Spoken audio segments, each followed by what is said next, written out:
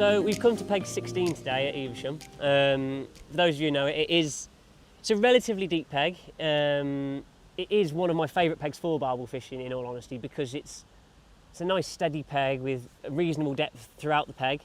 And obviously for fishing for barbel on the pole, you're going to need a reasonable amount of depth to get that kind of control on the fish.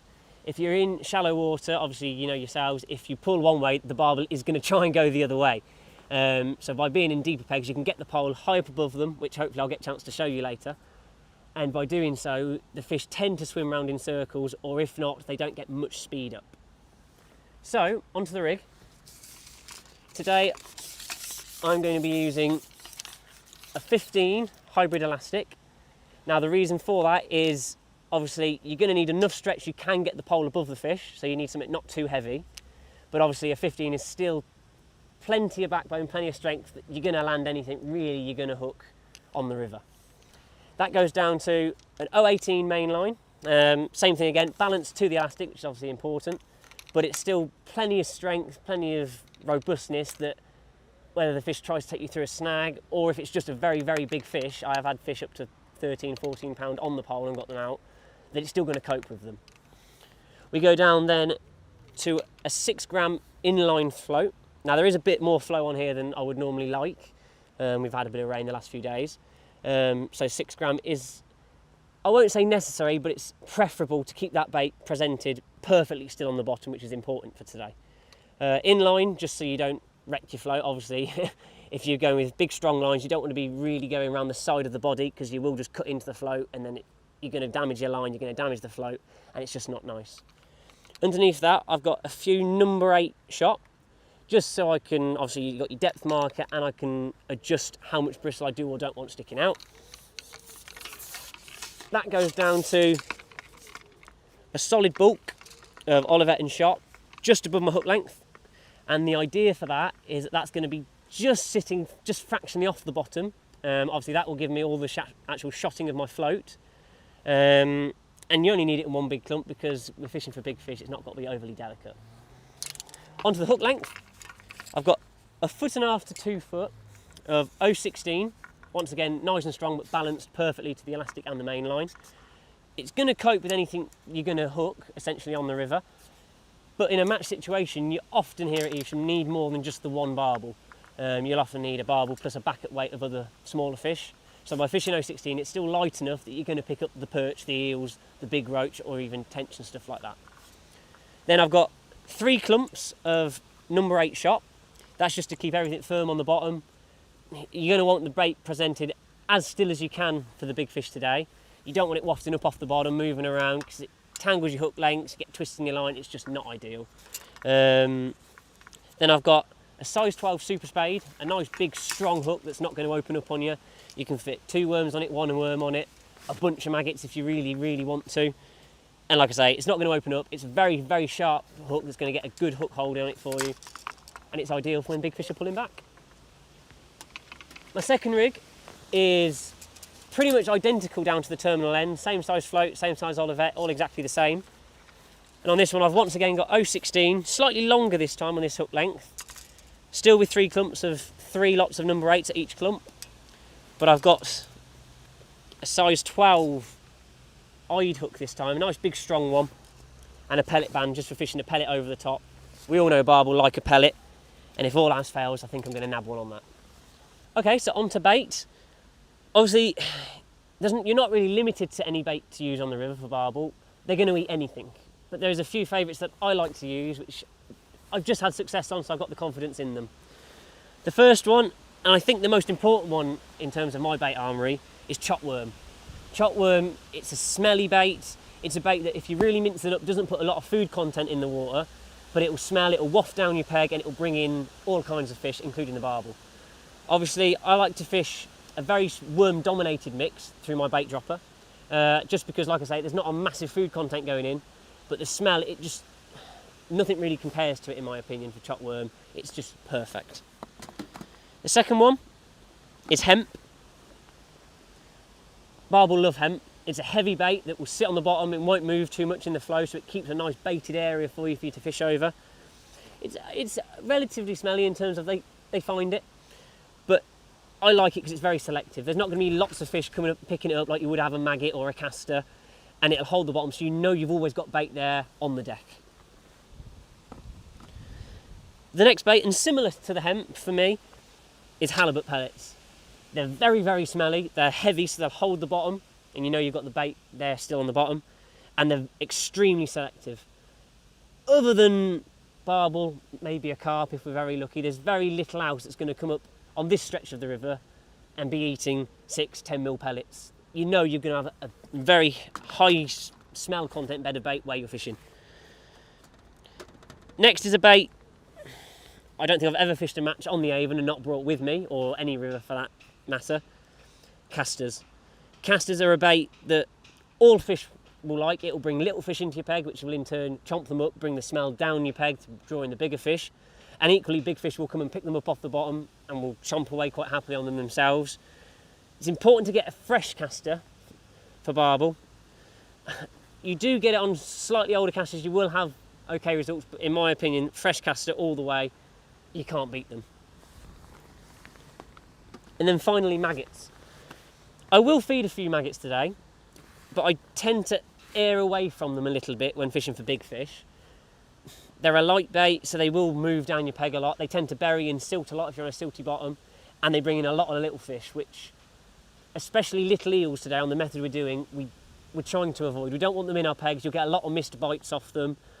They'll eat up a lot of bait that's on the bottom, and they just become a bit of a nuisance without adding much weight to your net. So I try and stay away from maggots, but I've got some here that if we're struggling a little bit or the peg quietens off a little bit, we can introduce them, and the bit of movement on the bottom will hopefully drag some fish in. Down to the hook bait. I've brought with me, once again, my trusty worms, Dendrobina worms. Not everyone's preference for catching barbel, but I've had a lot of good results and a lot of big fish on them, so I've got the confidence on it. And in a match situation, it's versatile enough that you can fish a worm knowing you can pick up almost any other fish of a reasonable size in the river. And so therefore, in a match situation, you can't beat them, in my opinion. Obviously, barbel fishing, I've brought pellets with me. 10 mil or bigger normally for me for barbel fishing. A big smelly pellet, preferably. Slightly different if you can from your feed pellets, so they can pick it out. It's something a bit different. And obviously 10 mil, you're not going to get pestered by little fish. You know your bait can be on the bottom, you haven't got to move it, it's there. If a barbel or a big fish comes along, he's going to mop it up. Right, I think it's time we get some bait in the dropper and see what we can catch.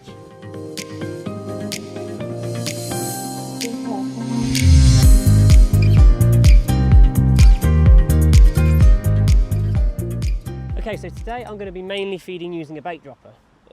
As you can see, this is a bait dropper. Essentially, you fill it up with whatever particles bait you want in here. Close the lid. You'll ship it out to wherever you want to get to where you're fishing. Lower it down as it hits the deck. That opens up, opens the door, and your particles will fall out, leaving you a nice smallish area of bait on the deck. Much preferable to loose feeding or even ground baiting in, because obviously all we're really wanting today in our case is loose particles, so we know exactly where they're landing.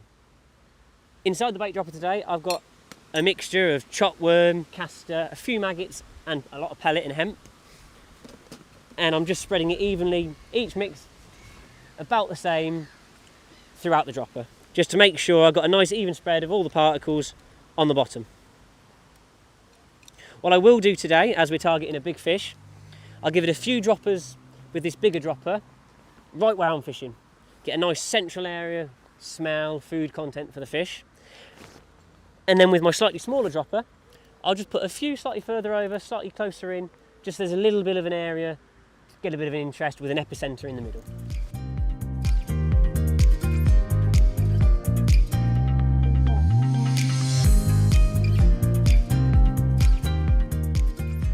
Right, so I'm going to drop some bait in now. Obviously you'll notice on my pole I have got a couple of cable ties. These are important. You don't want to be dragging out, I've seen it before in the past where people have got lots of line on deep pegs and they're trying to hold the bait dropper and let it ping out on the elastic or try and hover it off the water. In my opinion, if you can get a couple of cable ties or even a pole hookup, it's so much easier and so much safer.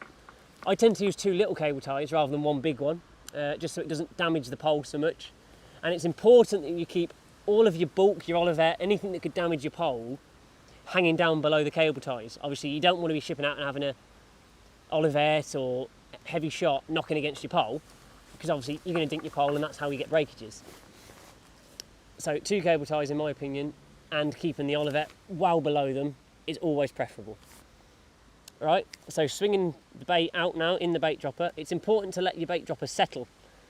Obviously you don't want to be feeding miles too far out or too close, so it's important you can just let it settle just on the water where it needs to be and gently lower it down, making sure it all goes down in line to where you want it onto your far bank marker. And in my opinion it's important to slightly pull it just upstream as you open it up, just so it doesn't drift down and open it further than you want it.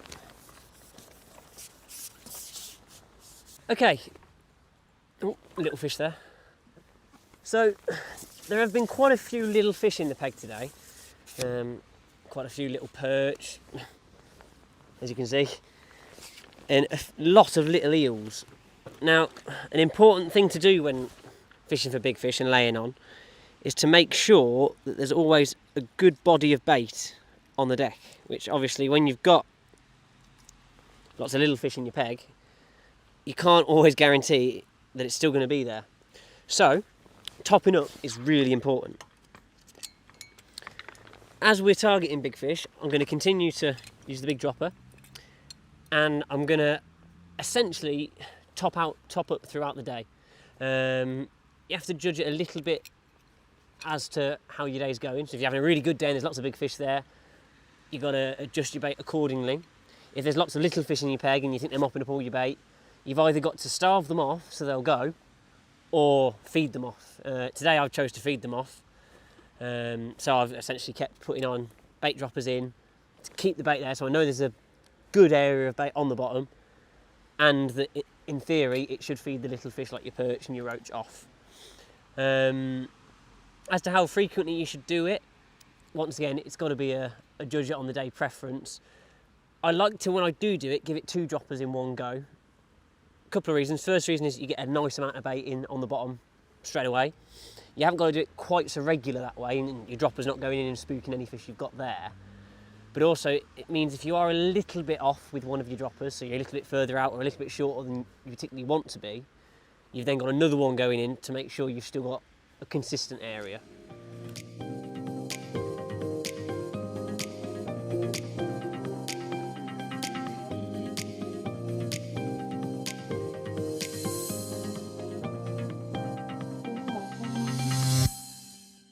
So as you can see, the rain has moved in now. It's getting a bit horrible, getting a bit cold.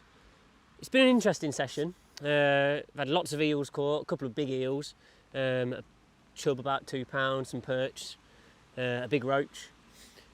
Unfortunately, the barbel haven't fed today. It's not ideal conditions for them. The river there is water on and it is pacey, but it's still very clear. There's not much colour in. And so we were a little bit up against it. It's been enjoyable. There's still been plenty of fish having a munch.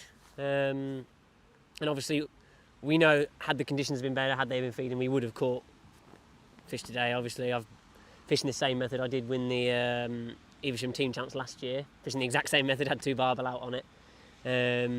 And throughout the whole stretch, it's a method that when it's right, it works really well, but the river's got to be perfect for it. You've got to have coloured water, you've got to have obviously barbel feeding in your peg, and you've got to have a little bit of luck, as with all fishing. But very enjoyable session, very, very informative, I'll say, but very, very damp as well.